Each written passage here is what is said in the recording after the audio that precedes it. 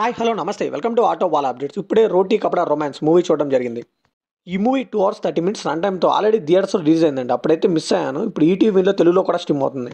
అసలు ఈ మూవీ ఎలా ఉంది, వీకెండ్కి ట్రై చేయొచ్చా లేదా అని ఇండెప్ తెలుగులో మాట్లాడుకుందాం. ఈ మూవీ గురించి ఒక్క ముక్కలో చెప్పాలంటే ఫ్రెండ్స్తో అలా కూర్చొని టైం పాస్ చేసే మూవీ అండి. నా వరకు అయితే జస్ట్ వన్ టైం వాచబుల్ అనిపించింది. కాకపోతే ఈ మూవీ చూసినప్పుడల్లా కూడా మిక్స్ ఆఫ్ తెలుగు ఫిల్మ్స్ అనిపించిందండి.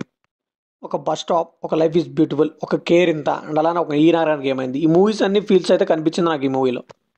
లిటరలీ ఆల్ మిక్స్ పులిహోరలా ఉంది. ఇంకా మూవీ స్టార్టింగ్ ఇనీషియల్ పోర్షన్స్ అయితే చాలా బాగున్నాయండి.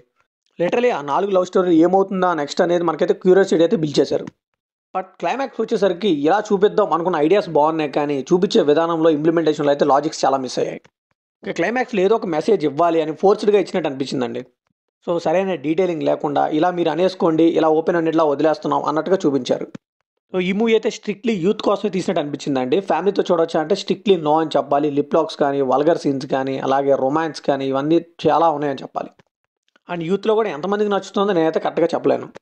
ఈ మూవీ బేసిక్ స్టోరీ వచ్చేసి కొంతమంది ఫ్రెండ్స్, ఒక నలుగురు ఫ్రెండ్స్ చాలా ఏళ్ల తర్వాత మళ్ళీ కలుసుకొని గోవాకి వెళ్తారు.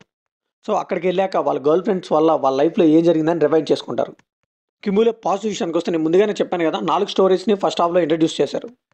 ఆ స్టోరీస్ కూడా నెక్స్ట్ ఏం జరుగుతుందని క్యూరియాసిటీని అయితే బాగా బిల్డ్ చేశారు. ఇంకా క్లైమాక్స్లో ఇలా చూపిద్దాం అనుకున్న ఐడియాస్ అయితే చాలా బాగున్నాయి. ఇంకా కాస్టింగ్ విషయంలో కూడా కొన్ని పేర్స్ అయితే చాలా క్యూట్గా అనిపించాయి. ఇంకా కొన్ని ఫ్రెండ్షిప్ సీన్స్ కానీ, లవ్ సీన్స్ కానీ బాగా వర్కౌట్ అయ్యాయి. ఇంకా ప్రొడక్షన్ వాల్యూస్ కానీ, సినిమాటోగ్రఫీ కానీ, బ్యాక్గ్రౌండ్ మ్యూజిక్ కానీ చాలా ఫ్రెష్గా అనిపించాయి. ఇంకో బిగ్గెస్ట్ పాజిటివ్ ఏంటంటే ఒకరిని హీరో చేయకుండా నలుగురు హీరోస్ని చాలా ఈక్వల్గా చూపించారు డైరెక్టర్. అది బాగా నచ్చింది నాకు. నార్మల్గా ఏంటంటే ఇలాంటి మూవీస్లో అయితే ఒక మెయిన్ హీరో ఉంటాడు, మిగతా వాళ్ళందరూ సైడ్ హీరోస్లో అయిపోతుంటారు. బట్ ఈ మూవీలో అది జరగలేదు, అది చాలా బాగుంది. ఈ మూవీలో నెగిటివ్ విషయానికి వస్తే లెంత్ అండి. రన్ టైం అయితే చాలా ఎక్కువ అనిపించింది, ఇంకా చాలా వరకు ట్రిమ్ చేయొచ్చు. గంటలానే స్లో ప్లేస్లో వెళ్ళిపోతుంటుంది మూవీ అంతా కూడా. అండ్ మూవీ టార్గెట్ అంతా కూడా యూత్ మీద ఉంటుంది. ఫ్యామిలీ ఆడియన్స్కి అయితే అసలు ఎక్కే ఛాన్సే లేదు. అండ్ అలానే 2 పేర్స్ లవ్ స్టోరీలు అయితే నాకైతే అంతగా ఎక్కలేదండి. ఇంకా లాజిక్ లెస్ సీన్స్ అయితే చాలా ఉన్నాయండి. నలుగురు ఫ్రెండ్స్ ఒకేసారి స్ట్రేంజర్ అమ్మాయిలతో లవ్లో పడడం ఏంటి, అండ్ అలానే పెళ్లి సీన్లో కూడా హీరో అంతగా మాట్లాడుతున్నా ఎవరు మాట్లాడకపోవడం ఏంటి, 6 నెలలు టైం అడిగినా కానీ మ్యారేజ్ గురించి తెలియకపోవడం ఏంటి, ఇలాంటి సీన్స్ అయితే నాకైతే కొద్దిగా ఎక్కలేదు, లాజిక్ లెస్గా అనిపించింది. సో ఇలా సినిమాటిక్ లిబర్టీస్ని అయితే చాలా ఎక్కువగా తీసుకున్నారని మనకైతే కనిపించేస్తుంది క్లియర్గా. స్టార్టింగ్లో కూడా హీరోయిన్ని కిడ్నాప్ చేసి సర్ప్రైజ్ చేద్దాం అనుకుంటారు. అక్కడైతే యాక్టింగ్ అయితే మరీ ఆర్టిఫిషియల్గా అనిపించిందండి.